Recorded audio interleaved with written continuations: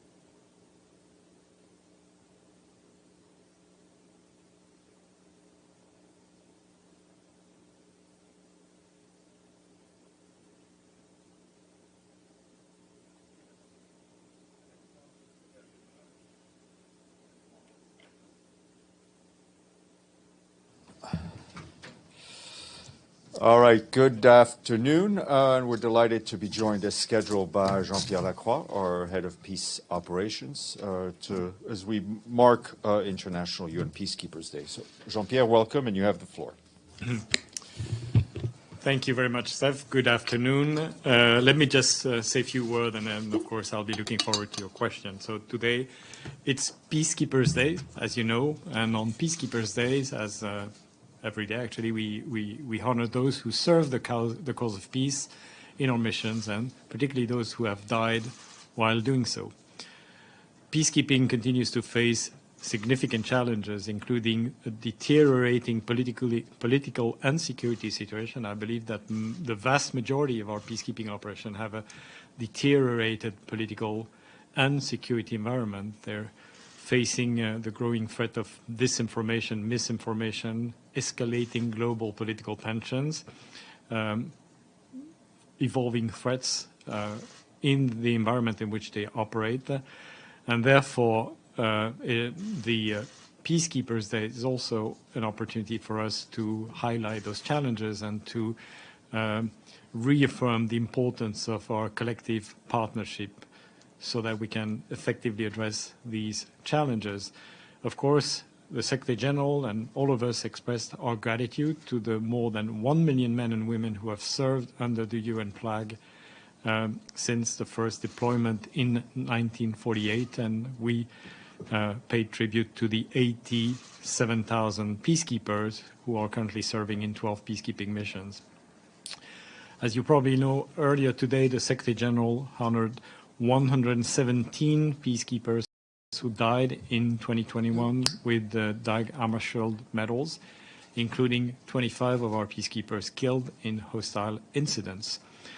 Given the increasing threats to peacekeepers, we're making every effort to support them by enhancing their safety and security so that we can ensure they can carry out their mandates, including the protection of civilians. And safety and security continues to be one of our top priorities as we move forward. Among those who we honor today is Captain Abdelrazak Hamid Bahar of Chad, who was posthumously awarded the Captain Diang Medal for exceptional courage.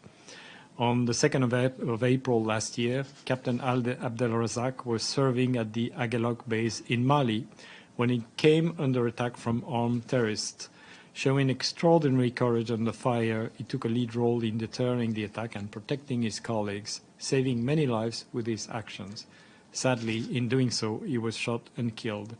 So today we honored him for his exceptional bravery, and this medal was awarded to him. We presented the medal to the family of Captain Abdel Razak. It's the second time the Captain Diane Medal is awarded to one of our peacekeepers. The Secretary General also awarded commendation letters for bravery to 3 other peacekeepers from Chad, Guatemala, and Nepal, serving in MINUSMA, MONUSCO, and UNMISS, respectively.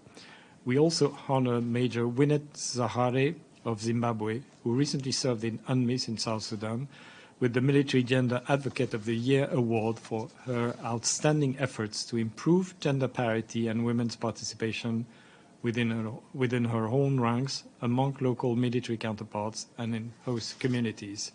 And as you know, the advancement of the Women, Peace and Security agenda in peacekeeping is another of our top priorities. I think the key message, once again, in addition to the tribute to our peacekeepers, is peacekeeping can never succeed alone. We rely on many partners to help support protection and peace building in extremely challenging conditions, and these include member states. We heavily rely on their support, NGOs, civil society, local communities, and the broader UN system.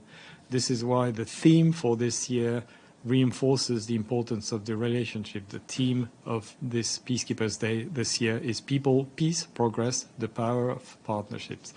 I will stop here, and of course, as I indicated, I look forward to your question. Thank you. Valeria? Thank you, Steph.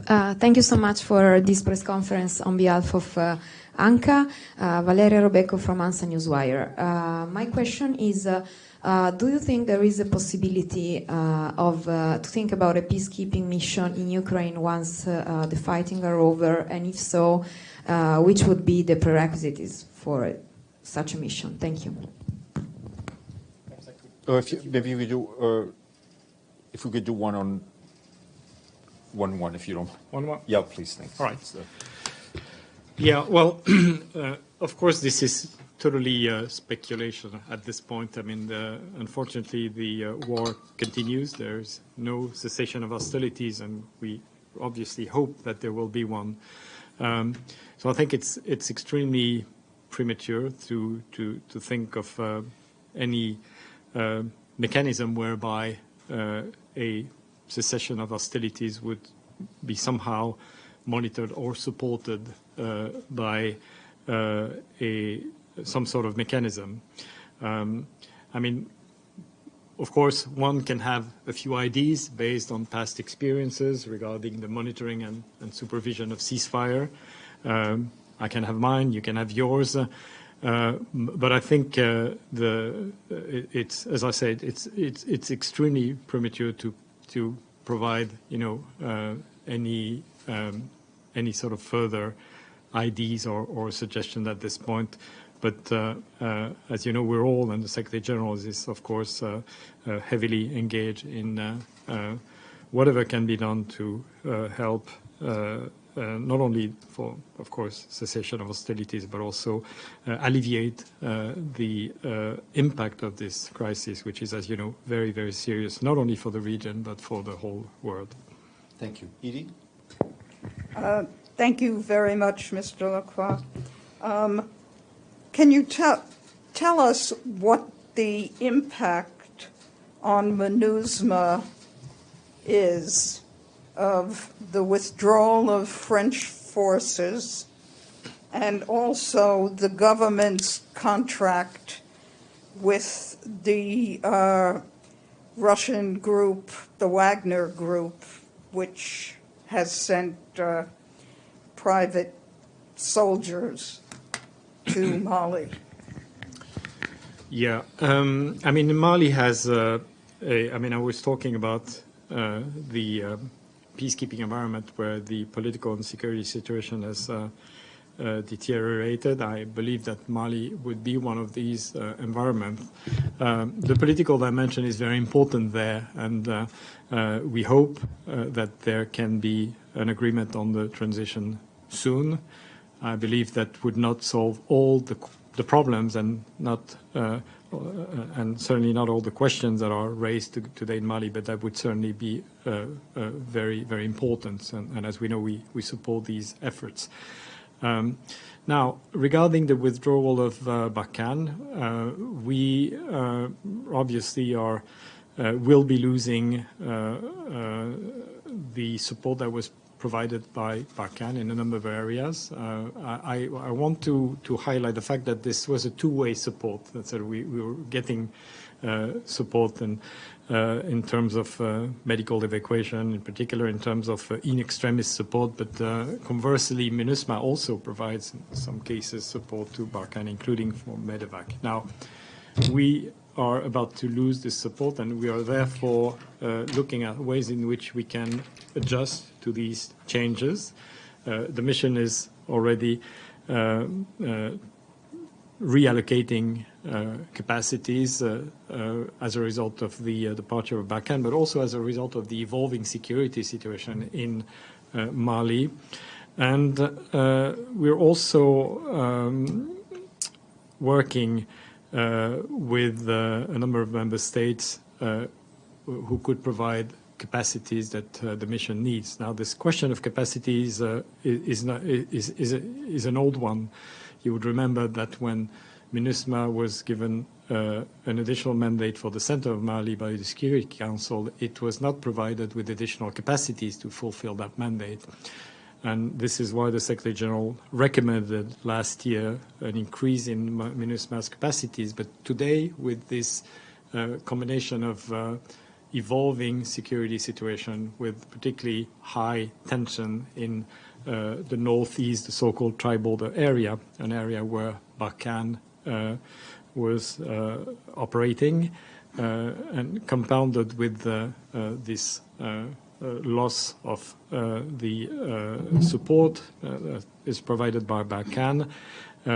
This need for additional capacity is, I believe, particularly acute, and we will continue to make that point to the members of the Security Council. Now, question about the bilateral partnership in which the authorities of Mali have entered in.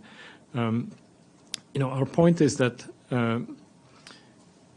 host governments, member states, can choose to work with bilateral partners. This is something on which we don't have anything to say. On the other hand, and offensive operations are legitimate when it comes to fighting terrorists. Actually, Secretary General, as you know, promotes and supports the idea of offensive African operations supported by predictable and sustainable funding.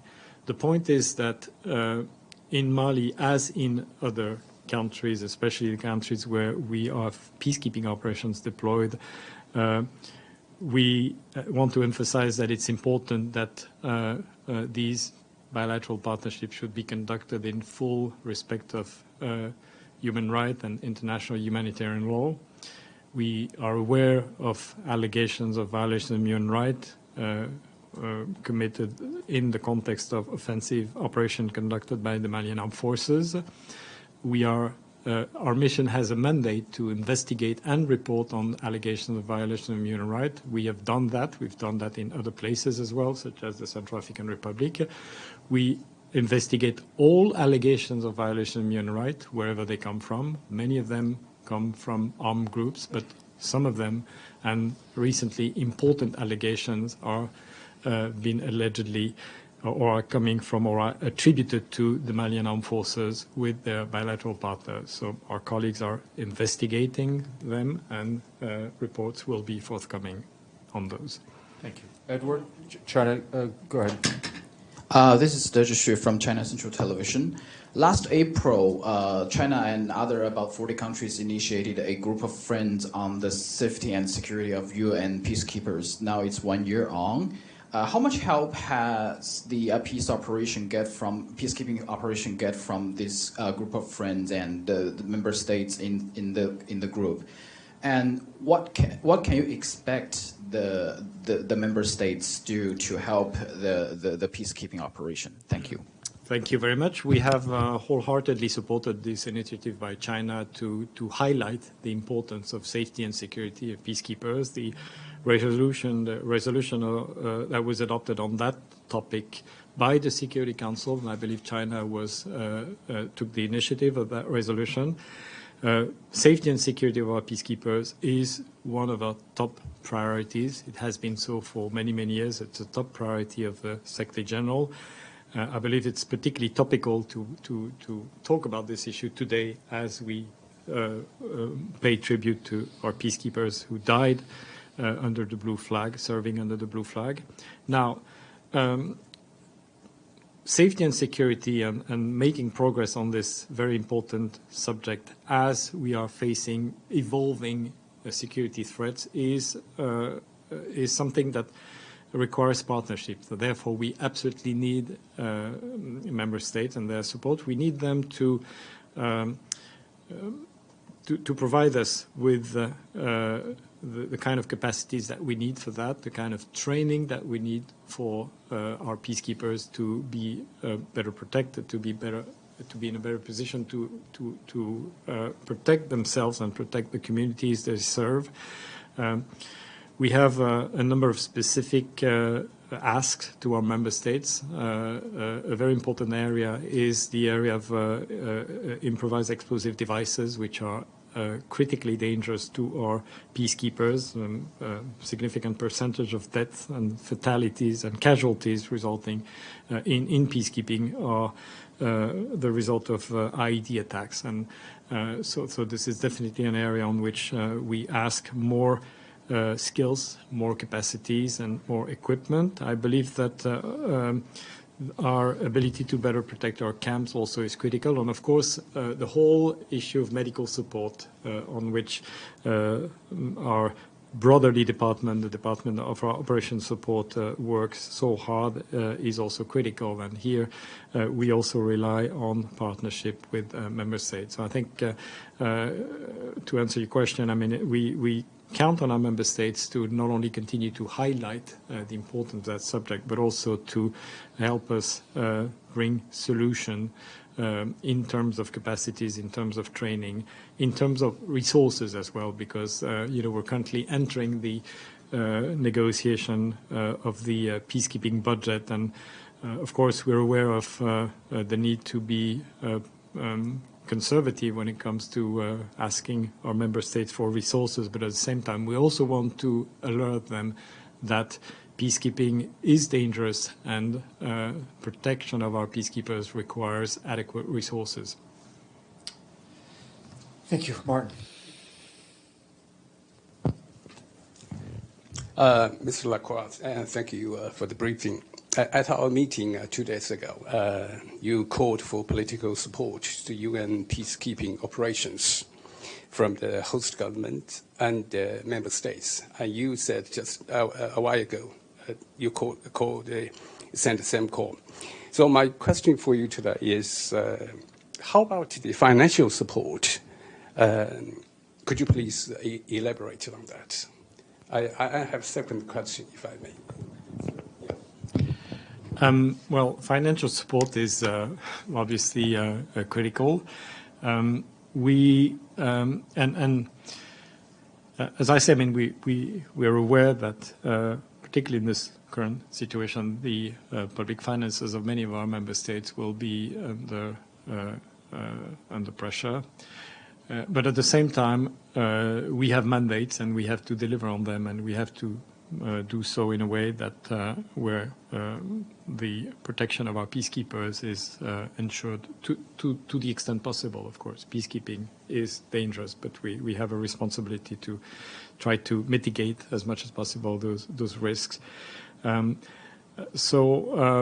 This is why, as I indicated, we will continue to make the point to our member states that some of our mission lack capacities. I think that's the case for MINUSMA. Definitely, it's been the case for quite some time. The protection of our peacekeepers requires adequate resources.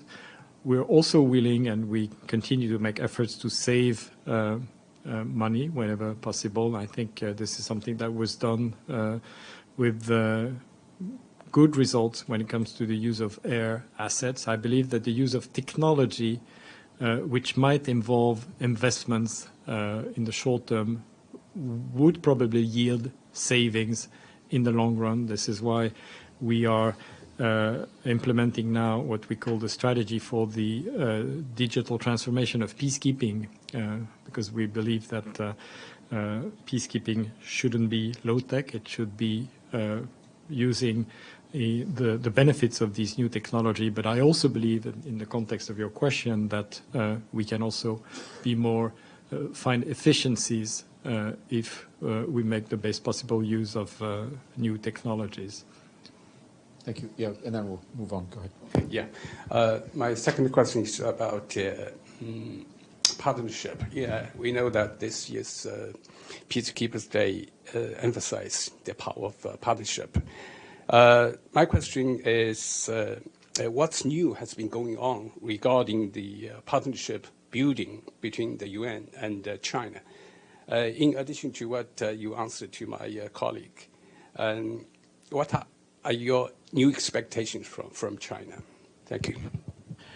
Well, certainly China is one of our main supporters, really, both in terms of the financial contributions, also in terms of the contribution in the field with more than 2,000 peacekeepers. And China is one of the member states that also provides us with voluntary funding, and voluntary funding are also extremely important because they are enabling us to carry out a number of reforms and new work strands that are indispensable to peacekeeping reforms. So I think that what we expect from this kind of partnership is continued support, but also a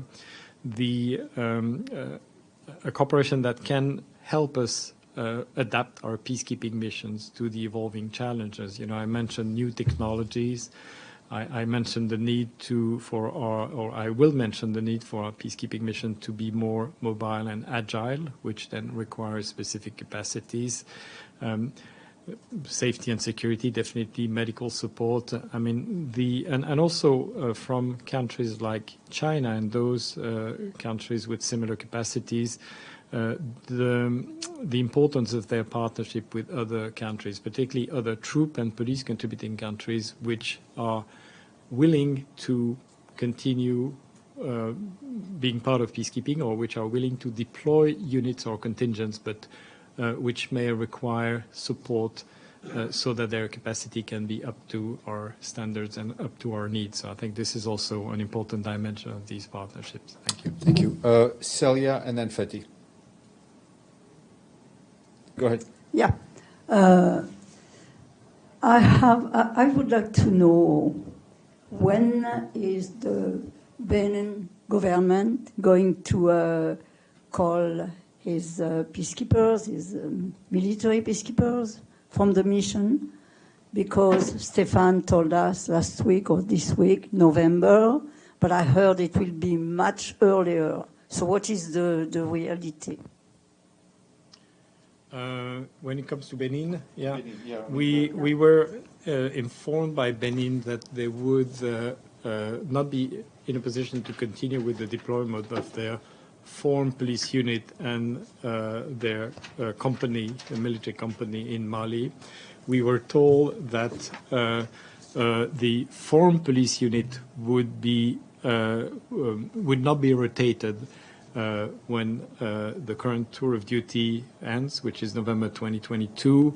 And as far as the military unit, the military company, I believe it's a mechanized company, but I'm not too sure, the deployment would end in November 2023, so like 1.5 years from now. So that's the indication we got.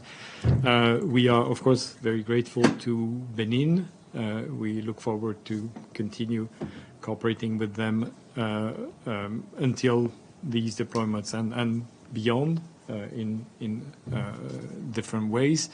And I have to say that it happens to us on a regular basis that, troop contributing countries tell us we will not be in a position to continue with that particular deployment after this particular, month or year. We accept that, and we will, of course, look at ways in which we can replace these capacities in due course. But I think my point is that, of course, we would like to continue with Benin, but these are things that are happening to us. That the troop and police contributing countries decide at some point, for reasons that are their own, to put an end on some of their deployments. Thank you. Fetty, and then we'll go to the screen to take a few questions. Thank you, Steph. A follow-up on Edith's question on Mali, MINUSMA, and Wagner. What are the rules of engagement for the Blue Helmets dealing with military contractors, which I believe under international law are considered mercenaries? They are not part to the conflict. They are not civilians. They are not fighting or a local group, armed group. What are the rules of engagement for peacekeepers dealing with mercenaries, Wagner or other military contractors? Thank you. Thank you. Well, I think, first of all, it's important to mention that in that case, we're talking about partnership that are entered into by a host government. In other words, a bilateral partnership. And the reason I'm saying this is ultimately we count on the host government, and we count on the armed and security forces of the host government to continue to enable us to deliver on our mandate, including protection of civilians, and to ensure that our peacekeepers can have freedom of movement and no impediment that are in violation of the SOFA. So that's the overall framework, and I'm saying this because I want to emphasize that it's very much about the responsibility of the host government. These bilateral partners or other security personnel, as we call them in our reports, they are in a partnership with the host government. So we very much emphasize this element of the responsibility of host government. Now, when it comes to your question, well, our peacekeepers have, first of all, the duty to defend themselves when they're under threat. They have a duty to protect civilians. They have a POC, protection of civilian mandate. These are Chapter 7 mandate. We expect them to be, as we call it, robust. I know this may not make a lot of sense in terms of the sort of the specific guidance. We have more specific guidance to our military and our uniform component in general. But my point is that they have this protection of civilian mandate, and they have to do their best to deliver on that mandate, including by being proactive whenever needed. So this would be my answer to that. I believe that it's also important for our peacekeepers to be professional, and they are professional. And by that I mean that sometimes they're faced with difficult situations that involve either access denial or threats. They may not necessarily come from the kind of elements, bilateral elements that you refer to, may be coming from armed groups or various kind of armed elements.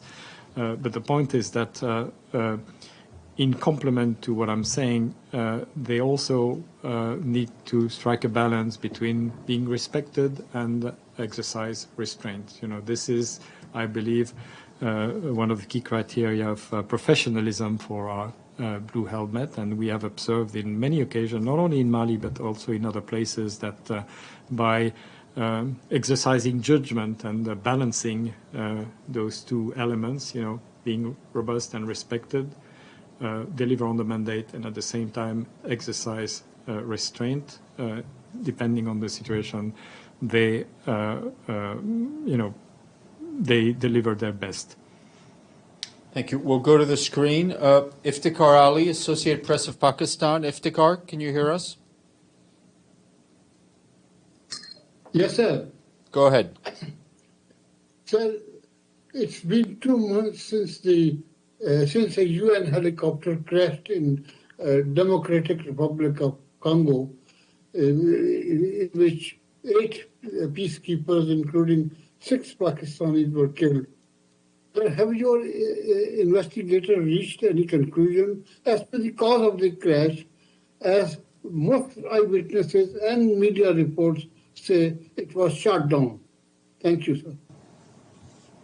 Thank you very much. First of all, I want to reiterate our condolences to your country, to Pakistan, for the death of these 6 peacekeepers as a result of the shooting of these helicopters. And I also want to recall that there were 2 other peacekeepers, one from Russia and one from Serbia, who passed away in this tragic accident. And I was in Goma for the ceremony where a tribute was paid to these 8 peacekeepers. It was very moving, but of course, in addition to being very moving, it sort of highlighted the importance of shedding all light on this accident.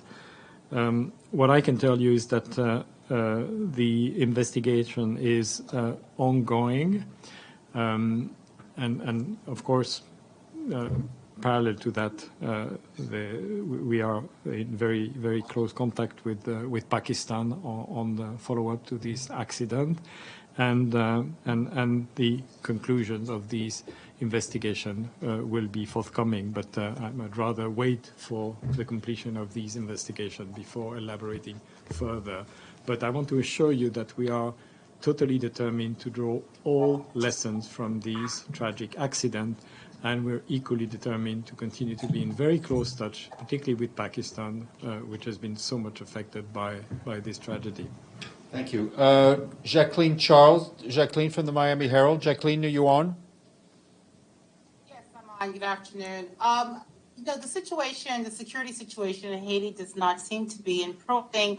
I know that it's going to come back up before the Security Council soon. What are the possibilities of a UN peacekeeping mission returning? Is there any talk of that among member states to send a peacekeeping mission there? Thank you. Thank you. I'm not aware of any talks among our member states regarding the possible sort of redeployment of a peacekeeping operations in Haiti. I'm aware that the Security Council will take up the review of our presence in Haiti in July. I'm also aware that on the one hand, of course, there is obviously an important dimension which has to do with strengthening the rule of law and police capacities. This is something that the previous mission in Haiti emphasized a lot. You would remember the work that was done by MINUSTA and then MINUJUST on the Haitian police. There was also a lot of work done regarding the justice and correction components in Haiti. And my sense is that obviously more has to be done regarding this rule of law institutions. But I also believe that there is a great emphasis placed on the importance of political solution, the political dimension of the Haiti crisis, and how could this political situation in which Haiti finds itself improve, and what could be the role of the UN to help in that process. So that is these are, I believe, the elements that are on which there is a lot of focus regarding Haiti. But to be specific and regarding your question, I'm not aware of any discussion regarding the possible redeployment of any peacekeeping operation there. Thank you. We'll go back, stay on the screen. Yoshita Singh, Press Trust of India. Yoshita. And I think that'll have to be the last question. Go ahead, Yoshito. I think she's having connectivity problem, but if I can be her spokesperson. The question is about the recent attack on peacekeepers in Congo. Peacekeepers, including Indian peacekeepers, were involved responding to the attack. Can you provide more information or comment? Yeah, that's right. We're talking about Eastern DRC, and particularly an area where the M23 armed group has been active in the last couple of weeks. And yes, I can tell you that Indian peacekeepers, together with others, actually coming from many other countries, are involved, and we appreciate that. What I can tell you is also that MONUSCO has been playing a very proactive role in countering the offensive of the M23, and I think this is in keeping with our vision of a proactive peacekeeping, one that acts decisively to fulfill its mandate, particularly its protection of civilian mandate, because let's not forget that the activities of these armed groups have major consequences on the civilian population. So we're actually following the situation very closely, but we're also very much appreciative of the fact that in that particular area of the Eastern DRC, as well as in the region of Ituri, where another armed group named Codeco has been very active on both cases, MONUSCO has been reacting in a way that has been proactive and that has resulted in protecting civilians, saving lives, and also pushing back these armed groups' offensives. Great. Thank you all and have a good day. Jean-Pierre, merci beaucoup. Thank you. Merci.